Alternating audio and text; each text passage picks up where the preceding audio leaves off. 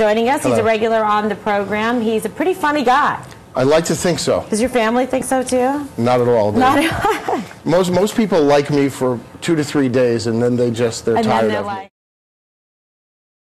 Crunch the numbers. It's not hard to do. You'll see the staggering amount of a debt that we're in, how much we have accumulated since President Obama has taken office. Measures were taken to try and stimulate the economy. Unclear if that helped in any way, shape, or form. I'm going to ask you if you can handle the truth here, like Jack Nicholson once asked. Can I? Money is always spent on medical treatment, and so it has to be addressed. As somebody, unfortunately, who has visited Mount Sinai's emergency room 2 times too many in the recent past.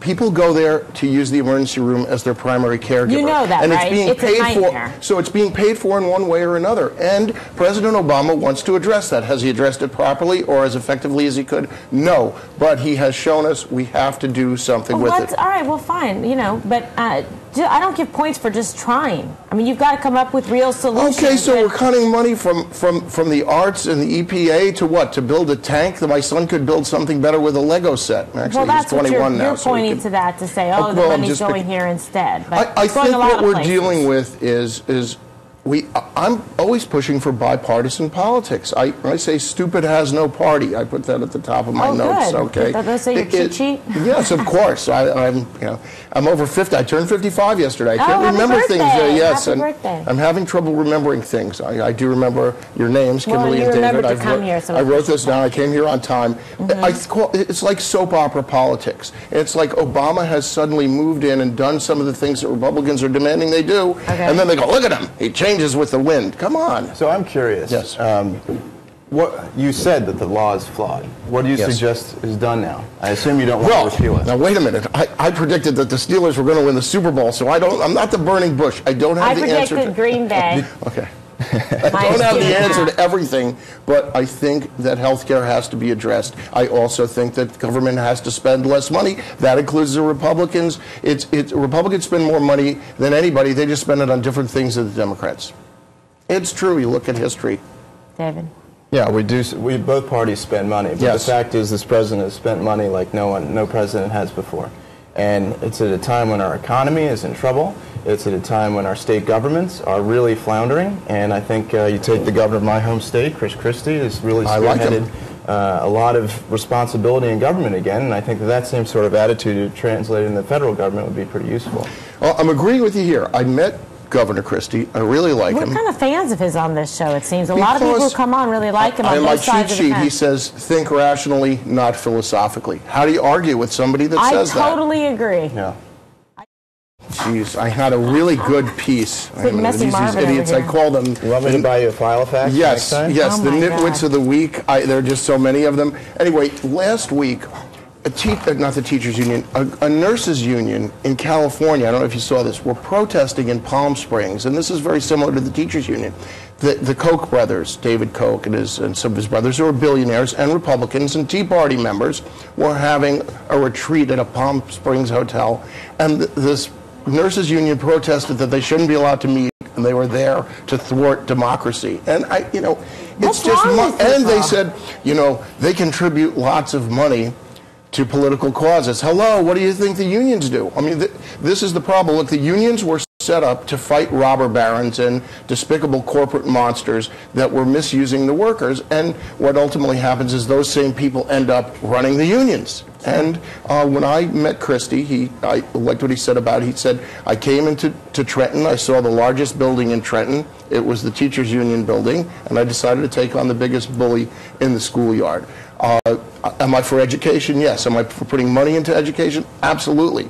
But towards books and kids and the infrastructure, not towards paying bad teachers or letting somebody in any public service job retire at 40 years old, take another job in another state, and end up with 2 pensions. I mean, there was an article, I think it was in the Wall Street Journal, about the millionaire fireman, it was called, because how many people can work in a good, high-paying job in the private sector and sock away $1 million? But what's happening was we're vesting these people and having to pay people who are retiring after 20 years at 40. They're called legacy costs, and it's out of control. They're making a lot of money. There's no doubt about it. It's the largest portion, if you look at it from a percentage basis, of our debt and why it's not sustainable long term.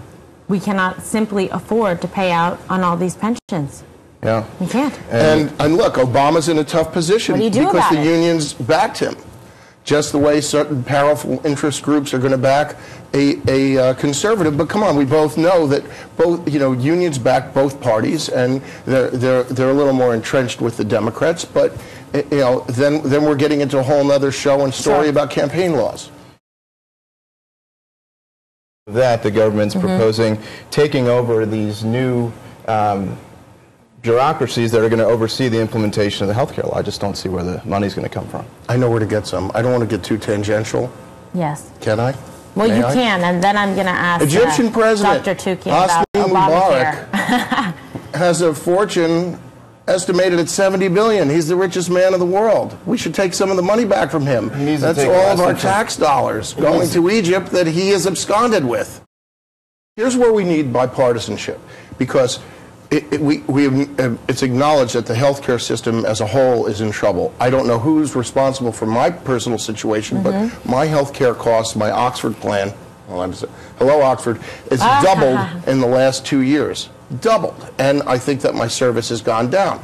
So we know there's a problem. Instead of one party saying we need sweeping changes and we're going to give everybody this, which isn't going to work, and another party going, we're going to choke you so it's going to stop and there's going to be nothing, we have to meet in the middle and we have to do something that's effective. And we were willing to do that last year. We had a whole bunch of ideas. That's where I'm getting my bipartisan stupidity. There's too much hubris from both parties. They forget they're public servants, and they forget what their jobs is. And just a great quote is, patriotism is the last refuge of a scoundrel. I think Dr. Johnson said that. As a neuroscientist, the lines that are drawn about where life begins are pretty arbitrary. The 21 weeks law, or deadline, whatever it is, that is not when the brain starts functioning. It just doesn't work like that. And so I think that you have to go back to conception to really find a line. But they're saying now this is just, they're not even getting into brain functioning. They're getting into the first indication of a heartbeat. This is way too big brotherish for me. I don't. What's next? The Republicans want to start telling me how frequently I can have sex? Come on, it's just too intrusive. For the jobs that we were sending over there, these customer service jobs, I imagine the price is going up to the point where we can afford to pay for it here in America again. Yeah, I mean, it makes a lot of sense to me, Rob. Yes, and I think it's just good to be able to speak to a live person when we call anywhere, instead of calling the hospital and getting the recording going, if you're bleeding from your head, press 2. We send our condolences. It's not going well. I mean, outsourcing ran for a while to Ireland, because when they were at a real economic low a number of years ago, and they are again, we were outsourcing there. A lot of people didn't even know that. It was more back office stuff rather than people handling the phones. But it was much cheaper to take certain kind of bookkeeping and accounting services and payroll and throw them out there than put them in Midtown Manhattan at $80 or $100 or more a square foot. I see the numbers right there. I'm going to ask my gentleman here to weigh in on this. What do you think? Don't ever call me a gentleman. Well, what kind of political correctness are they going to say? You can't skip down the street there. You're going to trip and fall. Yeah, sorry, Rob, you can't go jogging anymore. No, I don't. Are you saying no? What kind of safety? We have puzzled the neuroscientists. That's what's happening. I don't like political correctness for the most part. I don't want anybody telling me what I can't eat or drink and that I can't enjoy life. So, being that I'm a former marathon runner and dabbling with it again, they might think that I'm running through Central Park at too high rate of speed for my age or something. Well, so there what's your you answer? go. RobTaub.com. Do you have any website you want to promote? Are we done? David? Yeah, we're getting a good break. Okay. There's your website. See, you should be enjoying it. My God, they put my actual site up. I'm touched. See? Okay.